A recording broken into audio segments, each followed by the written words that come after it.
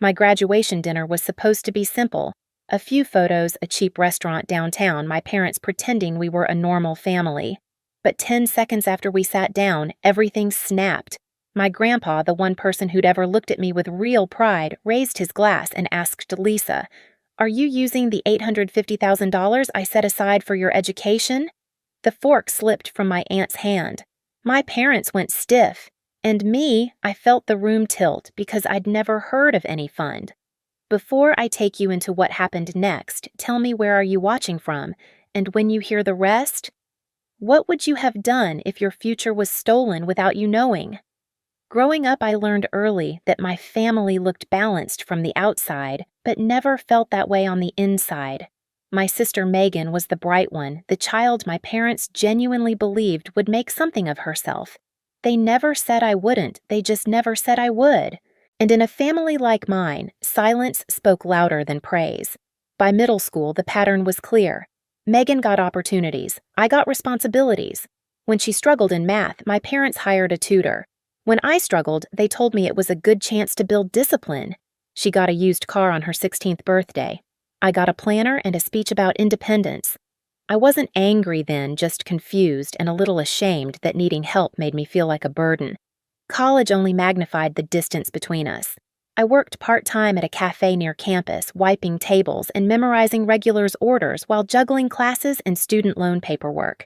My clothes always smelled faintly like espresso, and my sleep schedule was whatever was left over after assignments and shifts. Whenever I hinted at needing support books rent anything, Mom would sigh, "Lisa, you know how tight things are." Dad would nod along like he was agreeing with some invisible rule book. They said the same sentence every time we wished we could do more. But somehow, the budget was never too tight for Megan. She got help with her apartment deposit, then help with her car maintenance, later support for a business idea that turned into a year-long project she never completed. Every time I tried to question the imbalance, I felt childish, petty, ungrateful. I told myself I was strong enough to carry my own weight. I believed that until the night everything unraveled. There were small moments beforehand, little flickers of truth that I didn't recognize. Like the afternoon, I stopped by my parents' house and found an envelope in the garage with my grandpa's name on it mixed with old holiday decorations. Before I could even read the return address, Mom rushed over, snatched it from my hands, and said, "Old paperwork. Don't worry about it." She shoved it into a drawer she normally kept locked. Her smile was tight, rehearsed. Something inside me whispered that she wasn't telling the truth, but I pushed the feeling down the way I always did. Grandpa, my dad's father, lived in another city. He was gentle, thoughtful, and never said things just to fill the silence. Every card he sent me growing up had the same handwritten line, "Keep going, I believe in you." I didn't know he'd been quietly planning for my future. I didn't know he'd trusted my parents to protect something meant for me. And on the night of my graduation dinner, I still didn't understand why Dad kept checking the door like he was waiting for something or someone to arrive. I had no idea my entire life was about to split open.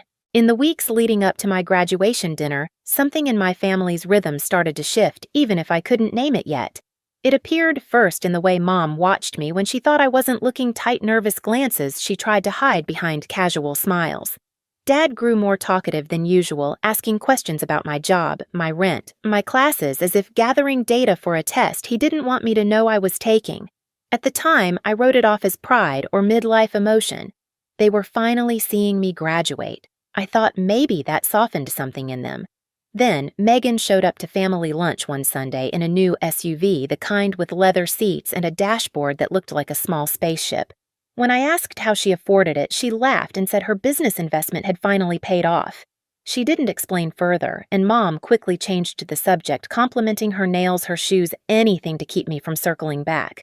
I let it go, but the questions simmered in me like a slow boil. A few days later, I stopped by my parents' house to return a mixing bowl Mom insisted I had. While walking through the garage, I noticed a plastic bin pushed behind old camping gear.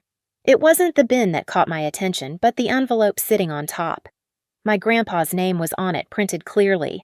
I reached for it, but before I could turn it over, Mom appeared in the doorway, moving faster than I'd ever seen her move. She snatched the envelope and said it was misplaced paperwork before shoving it inside a cabinet. Her voice shook slightly. That was the first moment something inside me twisted hard enough to hurt. That night, I tried to study for finals, but my mind kept drifting back to the garage. What paperwork of Grandpa's would be sitting in a dusty bin at my parents' house? Why hide it from me? I replayed Mom's face in my memory, the flash of panic, the too quick explanation. A question formed in my mind, sharp and unwelcome. What were they hiding? The turning point came the night before graduation. I heard my parents arguing in the kitchen, their voices low, but tense enough to vibrate through the hallway. I wasn't trying to listen, but one sentence from my dad froze me in place. "We can't keep this quiet forever," he said. Mom hissed something back, something like, "She doesn't need to know. Megan needs stability." My stomach twisted. Who was she? What didn't I need to know? And why did Megan's stability always seem to cost me something? I didn't realize I was losing. I lay awake for hours, staring at the ceiling. My heart beat too loud in the stillness of my room. I thought about the envelopes, the unexplained expenses, the nervous glances. I thought about all the years I'd asked for help and been told there was nothing available. I wondered for the first time if the problem wasn't what they couldn't give me, but what they refused to. By morning, I felt hollow, but strangely clear. Something was wrong, and whatever it was, my parents were desperate to contain it. I told myself I'd stop asking questions at least until after graduation. I needed one peaceful day, one moment where I wasn't the daughter trying to navigate the space between gratitude and abandonment. But peace wasn't waiting for me. Something else was. Graduation morning should have felt hopeful, but I woke up with a heaviness I couldn't shake. Mom knocked on my door earlier than expected and asked if I was excited, her voice too bright, like someone forcing sunlight through a closed curtain. Dad hovered behind her, pretending to scroll through his phone, even though the screen was off. Their strange tension settled into the hallway like fog. I tried to ignore it, tried to focus on my ceremony, but every part of me felt alert, bracing for something I couldn't name. At the campus, Megan acted unusually cheerful, insisting on taking photos with me. She wrapped her arm around my shoulder and whispered, "Big day for you, sis." Her tone was sweet, but something about it felt wrong, like she was performing for an audience only she could see. When she stepped back, Mom immediately rushed to her side, adjusting her hair and telling her she looked stunning, despite it being my graduation. I felt the familiar sting in my chest, but brushed it away. For once, I wanted the day to be about achievement, not comparison. After the ceremony, my parents insisted we head straight to the restaurant. Dad kept checking his watch. Mom kept smoothing her blouse. Megan kept touching her phone like she was waiting for a message. I thought they were just hungry or impatient, but the truth was much darker. They weren't hurrying for me. They were hurrying because they were terrified of who else might show up. When we reached the restaurant, I understood why Dad had been watching the door. My grandpa sat at a table near the back, smiling when he saw me. I hadn't expected him. I didn't even know he knew the reservation time. Mom's face tightened the moment she spotted him. Megan froze mid-step. Dad let out a thin, nervous laugh. That was when the air changed, the kind of shift you feel in your bones before your mind can catch up. Grandpa hugged me tightly and told me how proud he was. Something in his voice warmed and steadied me, like I'd finally reached a place where I didn't have to prove anything. But the tension around us was unmistakable. Mom kept wringing her napkin. Megan whispered something to Dad. He shook his head sharply. My instincts sharpened. Whatever secret they'd been guarding was connected to Grandpa, and it was about to surface. During appetizers, Grandpa asked gentle questions about school and work. I answered honestly, grateful for the moment of normalcy. But when he asked about my student loans, Mom's fork paused midair. Megan's eyes widened. Dad cleared his throat. I felt the room tighten. Grandpa noticed too. His expression shifted almost imperceptibly. That was when I felt something inside me collapse, not dramatically, but quietly, like a bridge losing a single crucial beam. I knew my family was hiding something. I knew it involved money, and for the first time in my life, I wasn't willing to absorb the confusion alone. So instead of shrinking back as I always had, I watched them.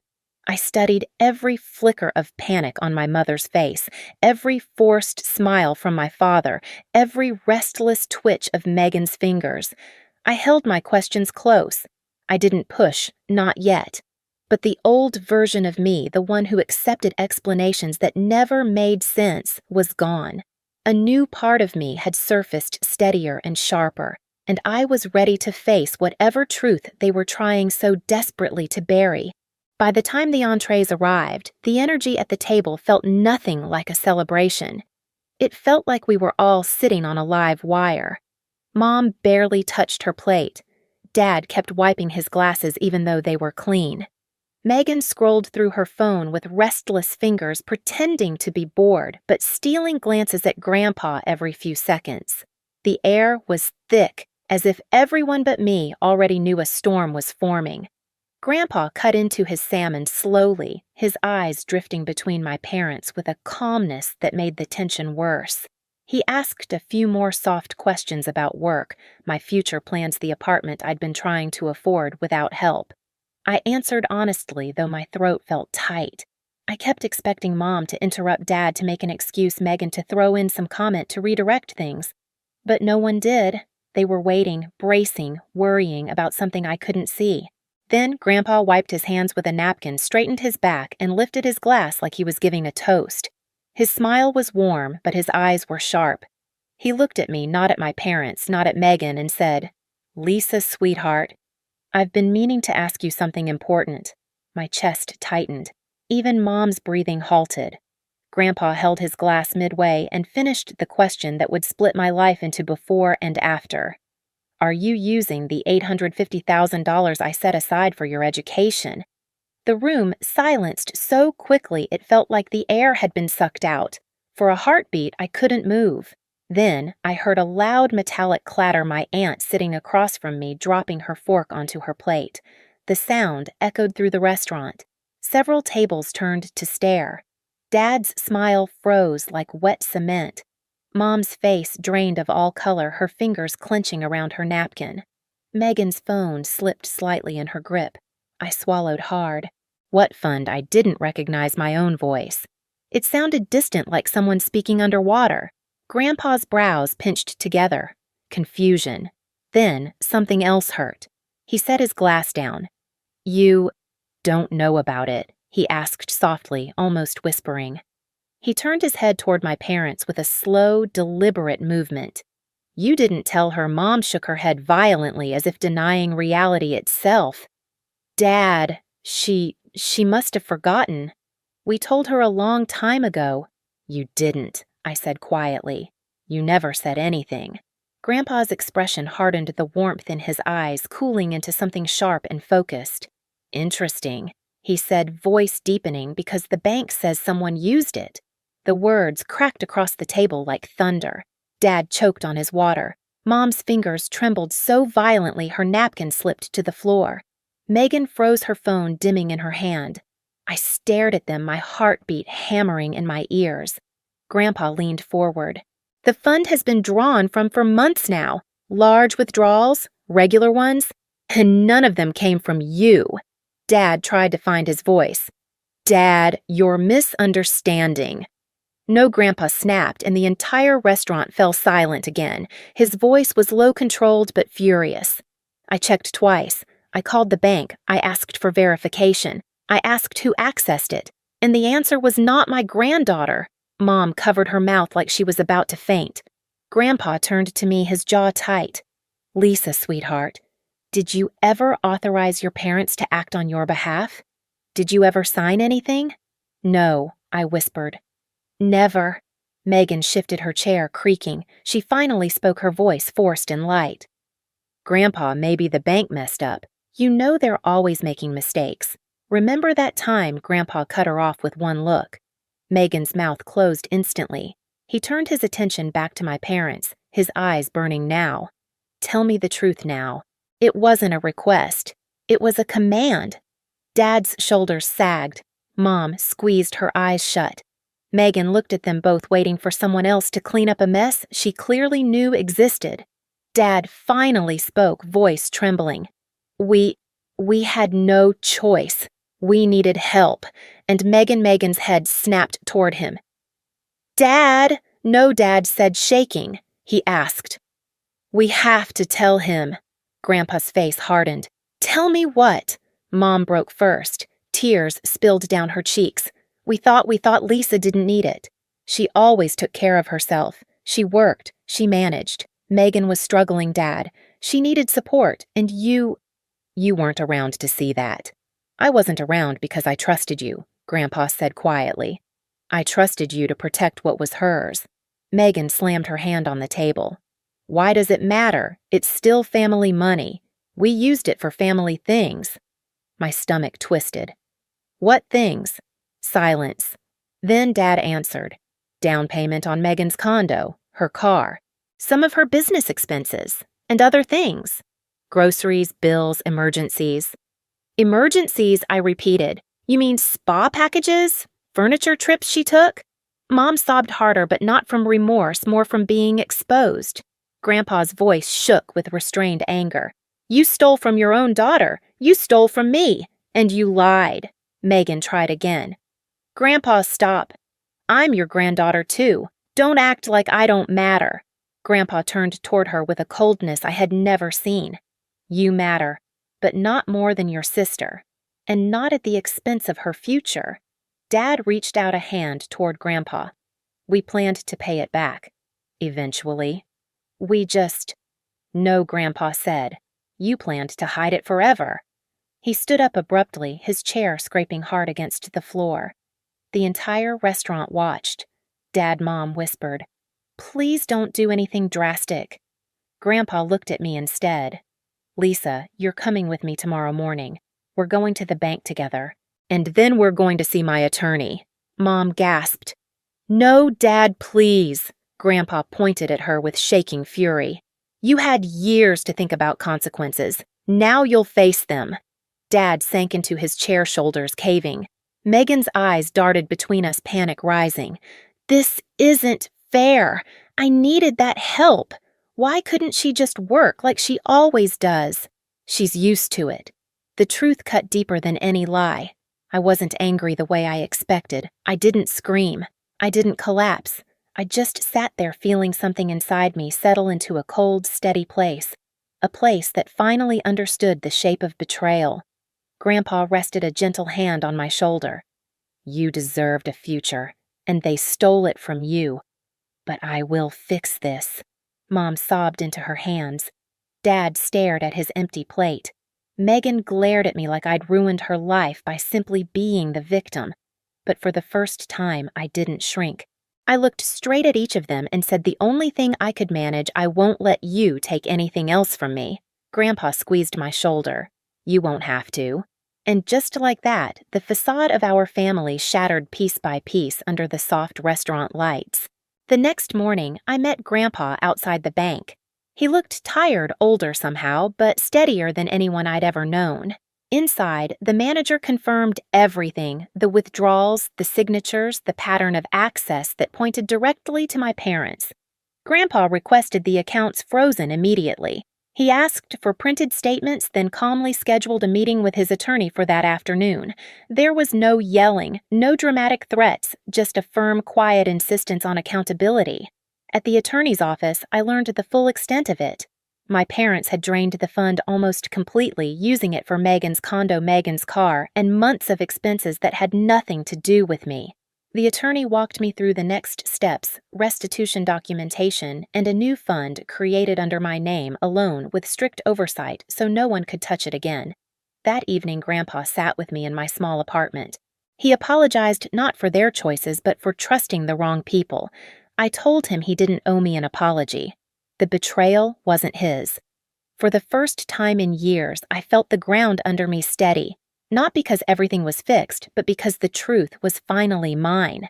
In the weeks that followed, my parents tried calling, apologizing, explaining, rewriting the story in every way they could.